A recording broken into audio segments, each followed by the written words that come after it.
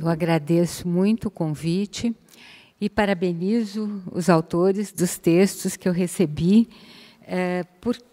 Vocês me perdoem, eu vou ler o que eu redigi, e, a partir, né, dos textos que eu recebi, que às vezes colocaram questões que não foram expostas aqui, mas que eu vou estar retomando e colocando também essas questões, né?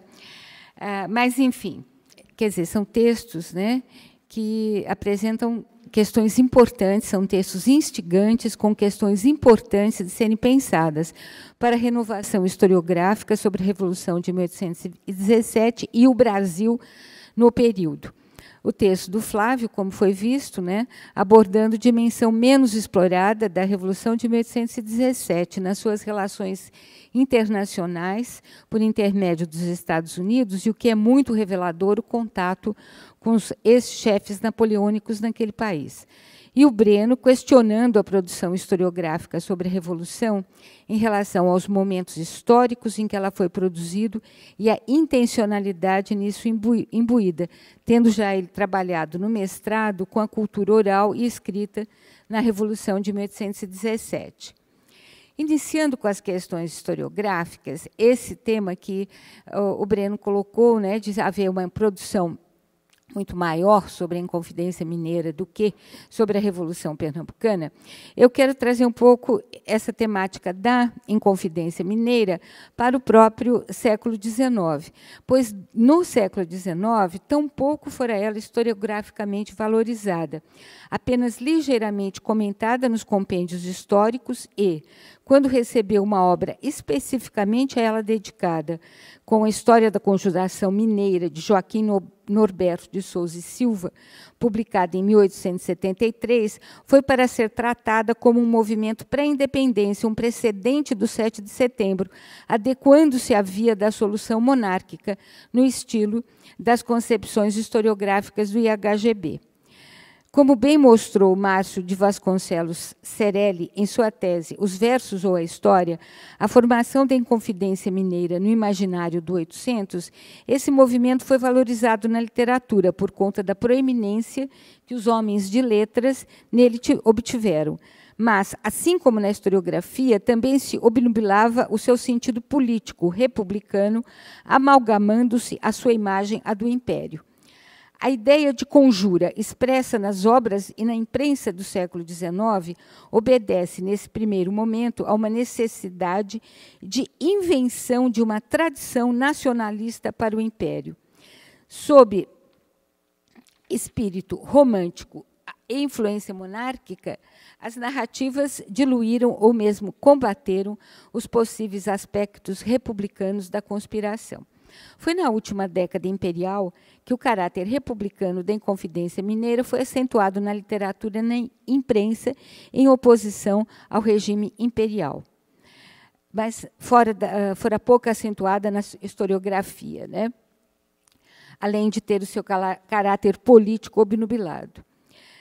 Bom, mas voltando ao Império, observa-se, e também tem uma coisa interessante, que Oliveira Lima, já na primeira década republicana, ele desqualificava a Inconfidência Mineira por ter sido um movimento literário, né?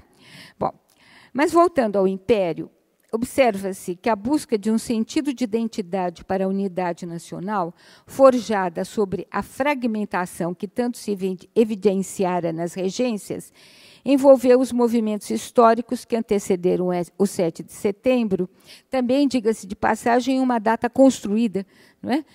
A partir no primeiro reinado, né? A partir de quem viria primeiro, né? na formação da nação. Então, enfim, é todo um conjunto de construções, né? Porém, a Inconfidência Mineira e a Revolução de 1817, embora a tentativa, né, de apagá-las, ou distorcê-las, elas constituíram movimentos bastante distintos, não sendo possível proceder com a Revolução de 1817 a mesma operação discursiva, assimilando a imagem imperial, como foi feito com a Inconfidência. Dada a extensão da Revolução, que eu não vou aqui repetir, né, porque já foi bastante enfatizado. Mas, enfim, a semelhança de procedimentos do IHGB, né, se revelam para os dois movimentos. Silenciar, desqualificar ou, se possível, assimilar, obnubilando, distorcendo os sentidos políticos originais. Desse modo, como já foi também bastante falado, então não vou ficar reproduzindo, a problemática da menor produção historiográfica se coloca para o século XX. O 19, depois eu vou retomar um pouquinho o começo, né, no 19, começo das avaliações do 17. Né, mas essa problemática de quantidade de produção, ela está colocada para o 20, imagino eu, sobretudo para a sua segunda metade, em que existindo, né, trabalhos que, pelo que eu ouvi do texto, uma tese de doutorado que vai discutir, né, esses 200 anos de produção, vão estar tratados, né, quer dizer, os trabalhos, embora quantitativamente em menor número, né, os trabalhos já marcados do Amaro Quintas, da Glacira Lazari Leite, do Carlos Guedes Mota, quer dizer, além dos artigos sobre clero e 17, e uma coisa que eu acho muito interessante, essa temática da Constituição, quer dizer, o primeiro modelo de Constituição no Brasil. Né? Então, mas essa questão está colocada para a segunda metade do século XX, né? No meu conhecimento, posso estar enganada. Agora, é de fundamental importância a questão colocada no texto, que foi falada agora rapidamente no final, sobre, eu vou colocar aspas, expectativa sobre o aumento da produção historiográfica sobre a Revolução Pernambucana, perguntando-se o autor sobre o que o presente quer saber sobre 17, se quiser sabê-lo. Né? O que nos remete com Koselleck, que é um autor que o Breno se utiliza na sua argumentação, isso nos remete a quais expectativas de futuro teríamos nós hoje em dia. Se é que é possível tê-las no mundo em que se esboroaram os paradigmas que informaram esse modo de ser, de um presente vivenciado a partir das expectativas de futuro. Um presente que não se vive enquanto tal. Questão que, então, pode ser colocada ao Flávio, ao explorar ele a perspectiva internacional do movimento. Depois de ter se dedicado a importante estudo sobre a vivência em Pernambuco dos movimentos políticos do Brasil da independência, numa dimensão fundamental, a da vivência de diferentes segmentos sociais, com relevo também para as camadas populares, no belo e premiado Conversas Reservadas. Chamaram-me particularmente a atenção no texto de Flávio dois elementos bastante significativos. Esse contato com José Bonaparte, que foi relatado, nisso me chamou a atenção a busca de se contratarem, aspas, experimentados soldados franceses, outrora a serviço do José Bonaparte, né? Enfim, do próprio Napoleão, etc., do mundo napoleônico. Ou seja, tratava-se da contratação de mercenários para servirem a jovem república instalada no Recife. Eu pergunto, semelhante procedimento não evidenciaria uma contradição nos propósitos da Revolução, em que se enaltecia o tempo da pátria? Por que mercenários e não os próprios pernambucanos? Posto que, por mais que tivesse aí a questão de um asilo, uma fuga para o Napoleão, etc., mas essa questão, né, de mercenários é que me chama a atenção. Posto que, na superação do antigo regime para o Estado liberal, em princípio, advogado pelos revolucionários, condenava-se acerbamente a formação dos exércitos das monarquias absolutistas, entre outros fatores, pela sua composição em grande parte feita por mercenários. Inversamente, os estados liberais seriam defendidos por suas milícias cidadãs, ao lado de exércitos regulares, em menor número, exércitos mais reduzidos, né, constituídos por elementos de inserção nacional. A inserção nacional, não necessariamente com aquela nacionalidade.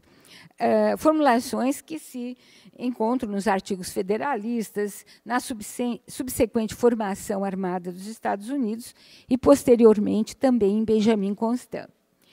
E aqui, né, no Brasil, na medida em que Dom Pedro I recorreu continuamente aos mercenários para a constituição do Exército Imperial, os liberais, no caso, os segmentos chamados liberal-moderados, manifestaram-se enfaticamente contra esse procedimento, argumentando como que designavam por absolutismo, atribuído às antigas monarquias, ou despotismo ou governo militar imputado a Napoleão, igualmente condenado por esse segmento liberal. Pode-se argumentar com a urgência da situação no contexto da Revolução Pernambucana, mas esse argumento também era utilizado para justificar as ações imperiais. Por sua vez, é muito interessante o desfecho dessa contratação. 2 soldados e 2 oficiais, um deles conde. A presença de oficiais estrangeiros nas Forças Armadas brasileiras, quer no Exército, quer na Marinha, foi temática de ampla crítica por parte dos liberais moderados. Pode-se conjecturar, no quadro dos posicionamentos políticos da época, qual a expectativa de futuro dos revolucionários no que se refere à dimensão militar, num contexto em que a participação da soldadesca junto a outras camadas sociais foi intensa. Outro aspecto que desejo comentar diz respeito à figura do Cabugá, que permaneceu nos Estados Unidos após a derrota do movimento, cito aspas do texto do Flávio, denunciando na imprensa e nas reuniões de que tomava parte as arbitrariedades do novo governador Luiz do Rego e o modo como se agia para apagar as lembranças do tempo da pátria. Bom, o Flávio está estudando o Cabugá, deve conhecer depois a história para frente dele nos Estados Unidos, mas eu conheci essa fase dele no mestrado do Abner Neemias Cruz, num mestrado envolvendo a diplomacia brasileira no primeiro reinado. Pois bem, em 1823, Cabugá foi nomeado por José Bonifácio para cônsul do Brasil nos Estados Unidos, posto em que permaneceu residindo na Filadélfia até a chegada de Silvestre Rebelo, este nomeado encarregado plenipotenciário, tornando-se o que se poderia considerar o primeiro embaixador do Brasil nos Estados Unidos, sob cuja gestão concretizou-se o reconhecimento da independência do país. Por indicação do governo brasileiro, teria Cabugá permanecido na função de cônsul-geral do Brasil subordinado a Rebelo, o que não foi por ele aceito.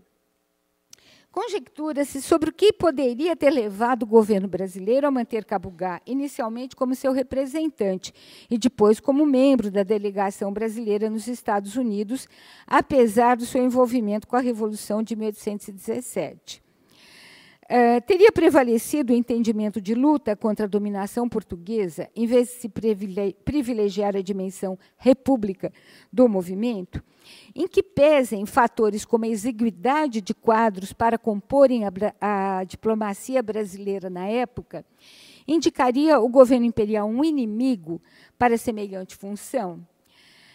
Por sua vez, as condições socioeconômicas de Antônio Gonçalves da Cruz não poderiam ser indiferentes às decisões de um governo necessitado de estabelecer fortes vínculos comerciais com aquele país norte-americano, como já bastante falado, que fazia vista grossa, não é, para a questão formal do reconhecimento.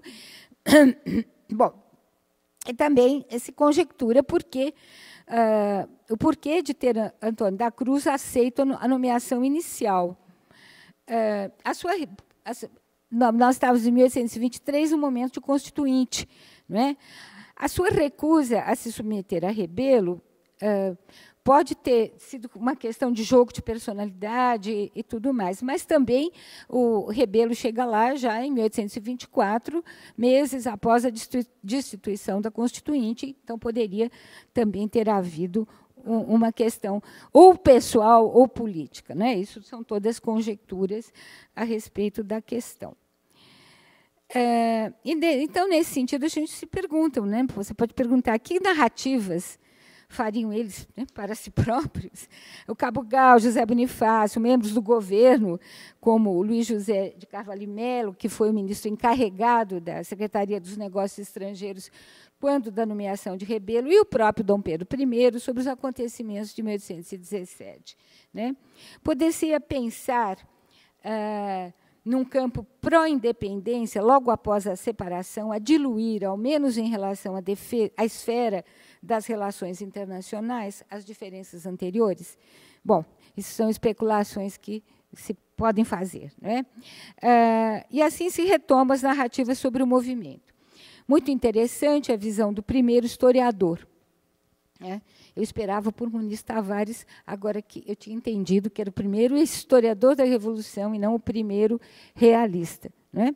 Mas, enfim, chamou-me a atenção a ênfase que deu o autor anônimo à corrupção entre os motivos mais fortes para a Revolução, além da novidade e imitação.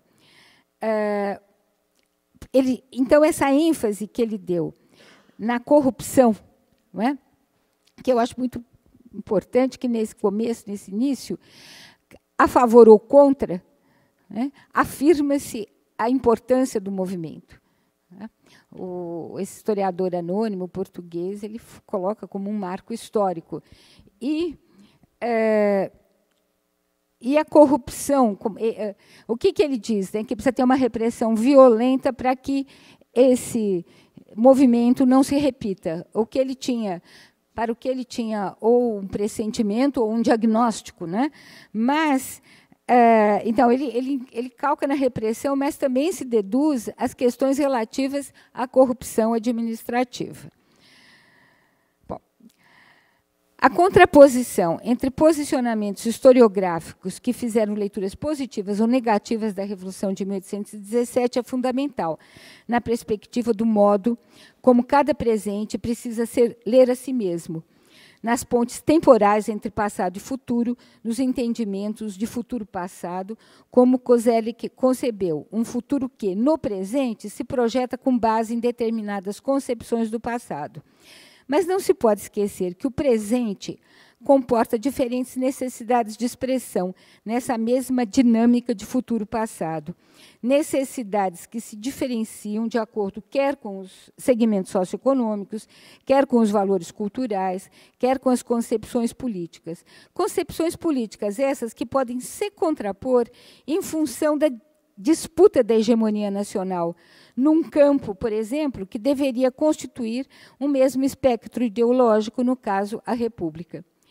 É muito interessante, então, a disputa historiográfica do IHGB com o IAGP. Né? Ironicamente, a mesma inconfidência que foi assemelhada à forma por que se deu a independência pela via monárquica passou a ser apropriada como primeiro momento republicano, na disputa por se justificar a hegemonia de um governo central em forma de república federativa que se constituiu na chamada República do Café com Leite. Num sentido comparativo, desqualificando mais uma vez a Revolução de 1817, pernambucana, ou, no limite, nordestina. Bom, aí eu comento isso que já foi falado, que também me chamou a atenção, da presidência do Muniz Tavares e a fundação do IHGP. Agora, além das contraposições entre narrativas positivas ou negativas, diferenciando-se o momento histórico da sua produção, importa também considerar o movimento de 1817 a partir de perspectivas flexibilizadas, diríamos assim. E, nesse sentido, eu peço licença para falar um pouquinho da visão do Hipólito da Costa, que, embora não fosse um texto historiográfico, né, ele negou, né, a existência do movimento, ele negou a realização de uma revolução violenta, né, a ruptura com o governo do Dom João VI, a ruptura com o Império, né, mas ele avaliou de modo... bom, o Hipólito da Costa, ele conviveu, ele é amigo do Domingos Martins, conviveram em Londres, né, tem toda uma... E foi, inclusive, convidado para ser representante, né, do movimento na Inglaterra, da República, não do movimento, da República na Inglaterra. Recusou o convite, porém, dada a sua visão de que era diferente a situação brasileira das repúblicas e do que ocorria nas Américas Hispânicas, cuja causa independentista ele apoiava, né? Bom, mas, embora ele considerasse o movimento uma terrível catástrofe, ele também afirmava que houvera uma tremenda revolução em Pernambuco, que ele chamava Revolução do Brasil, né? Então, nesse sentido, estamos semelhantes, né, às diferentes visões, ao mostrar a força e a importância, independentemente de ser a favor ou contra o movimento. Claramente, o Hipólito da Costa, contudo, ele apoiou, ele considerava correto o programa do movimento, o programa da Revolução, e ele condenava, ao ser vencida, a Revolução foi valorizada por Hipólito da Costa como uma tremenda lição que se deve registrar nas páginas da história do Brasil, no sentido de levar os governos a realizarem reformas. Jamais a desqualificação estratégica do movimento significou a minimização das causas que o pretextaram.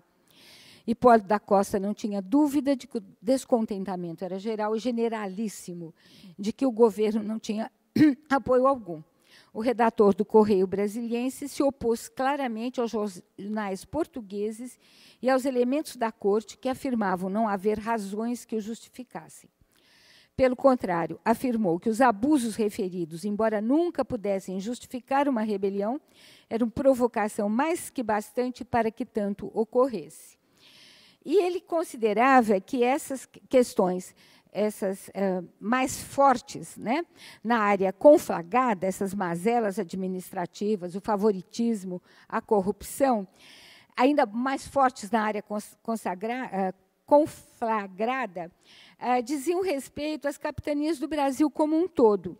E, nisso, então, ele condenava o sistema administrativo colonial, quer dizer, um jogo de não romper com o império.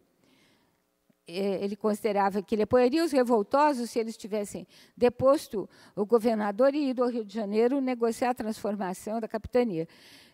Mas, ao mesmo tempo, a denúncia do sistema... Eu não vou ler a citação, porque estou aqui em cima do meu tempo, mas uma citação que foi a condenação do próprio sistema colonial, né? O Andrés Lemian e o Winston Jackson falavam como ele tinha um patriotismo imperial, né? Então, nesse contexto, há um jogo, né, de negar, condenar e aceitar e apoiar, que são dimensões que são importantes de serem recuperadas, ainda que se trate de uma narrativa jornalística, né, de não um texto historiográfico. Bom, da mesma forma, né, que se pode problematizar uma narrativa negativa positiva da Revolução, como a do Hipólito da Costa, quer dizer, que, em princípio, seria negativa, porque disse não ao movimento, rejeitou, né? Da mesma forma, também se podem problematizar as narrativas positivas do acontecimento. E, nesse sentido, eu considero bastante fecunda a análise promovida pelo Carlos Guilherme Mota, ao mostrar as consequências para a Revolução das diferenças entre os seus segmentos socioeconômicos, espelhando-se em diferentes expectativas de futuro a se realizarem por seu intermédio. particularmente importante a avaliação das divergências entre governo revolucionário e parte dos senhores de terra com relação à escravidão, o que, se não se pode considerar como causa da derrota, provavelmente enfraqueceu em muito a resistência às forças imperiais. Em sentido semelhante, também me chamou a atenção a descrição do júbilo popular com o fim do movimento, referida no texto de Flávio, com base em documento de época, e também pelo autor anônimo português.